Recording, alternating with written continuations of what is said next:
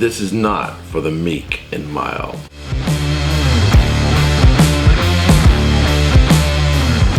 Welcome to another episode of Erik Wait Whiskey Studies, and in this video I'm going to do a review of the Balekan Highland Single Malt Scotch Whisky. This is a 10-year-old. Now it's from Edward Distillery, but the name Balekan is taken from a distillery which is no longer in existence. This is essentially the peated version of an Edward. This is really an intense, dark, peated whiskey that I think could, go head to head with just about anything from Islay. But before I get into this, here are my notes. The Balekan 10-year-old Highland Single Malt Scotch Whisky is made from 100% malted barley. It's aged in ex-bourbon and ex-sherry cask. It is non-chill filtered, has natural color, is bottled at 46% alcohol by volume, and sells for anywhere between $70 and $76 in my neighborhood. So in just visually, beginning with the color, it is really, really dark. Remember, it's non-chill filtered and non-colored. So all that is from the cask. Definitely showing its, I think, sherry cask presence.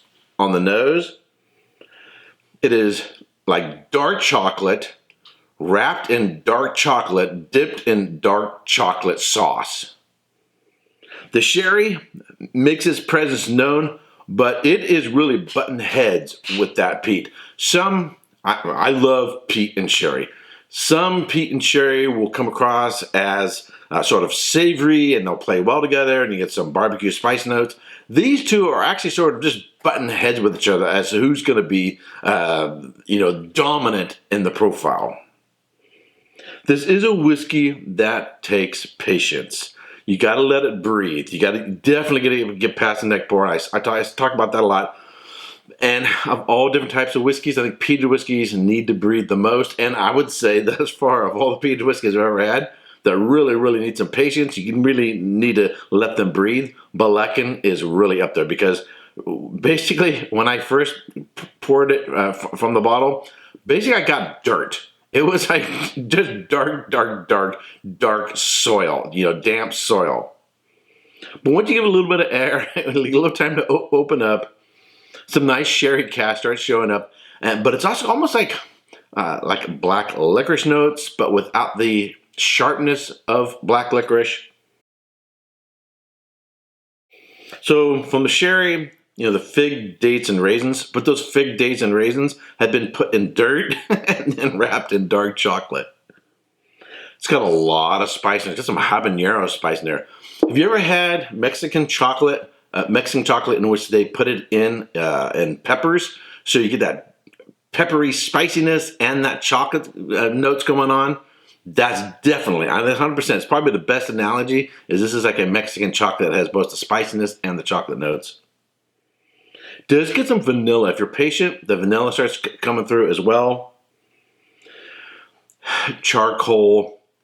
This, in terms of the spectrum of a just lit fire to a fire that's roaring to the other end to where it's an ashy fire that's gone out from the night before, this is probably just before the fire has gone out. Get a little bit of nuttiness there. All right, on the palate. Wow. There is some sweetness there, but there is a very aggressive, bitter chocolate, like a baker's chocolate, that is really, really quite strong. It has a quite strong spice kick to it. It seems to have a little bit of wood tannin kicking in there. So if you're not used to, say, on the wine world, drinking big red tannic wines, that really need to open up and need a good hearty steak to go with them, then you're not going to be ready for this whiskey. It is a very strong, aggressive. I'm not talking about alcohol burn or anything like that. I'm just talking about intensity of flavor. Definitely. I mean, there are going to be exceptions, but I think generally, I would say this is not a beginner's whiskey.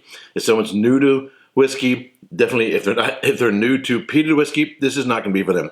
This is someone who goes, say, to Octomore 8.1, right? Or the Ardbeg Supernova and says, hey, you got anything with some punch to it? Give me something. That is where this whiskey is from. But it doesn't have the oceanic characteristics of a lot of peated whiskeys, so that you don't get the seaweed, you don't get the brininess, you don't get sort of those oceanic characteristics. It is really just earthly in character. On the back end, get a little bit, just a little bit of nuttiness, a little bit of caramels. The fig, the dates, and the raisins are there, and sort of an underlying vanilla. But mostly, this is dark, earthy, dark chocolate earthy in character. That is the nature of this whiskey. Now, what am I giving it in terms of a score? This is really, really hard because I think this is a peated whiskey. Whether people like it or not, it's going to be really, really, really, really subjective. I think if somebody is just a busters, smack me upside the head with some peat, if that's the kind of person you are, then this is it. You're going to say, yeah, give it to me. But if you like your peated whiskeys, a little bit more on the softer, sweet side, a little more sort of a gentle peat with a lot of other things sort of going on there, I think this is going to be too earthy, too dark for you. Do I like it? Yeah. Actually, as I'm talking right now, you have to be patient for it. There is this sort of chocolate mint character, so like a York's peppermint patty that shows up on the back end, on the finish. And a lot of peated whiskey, think of like Laphroaig 10. Laphroaig 10, once you get past the neck part, we get almost like a third of the way through the bottle, you start getting those York's peppermint patty notes to it. You get this as well. So there's a little bit of nice mint on the back end as well. So what am I giving in terms of a score? This is really, really challenging. There are some which I think, development, it doesn't have a radical change from front, the middle, and the finish. It doesn't have a lot of nuances or variation, I would say, in the finish. And yet it's not a Johnny one note either. It has some complexity there.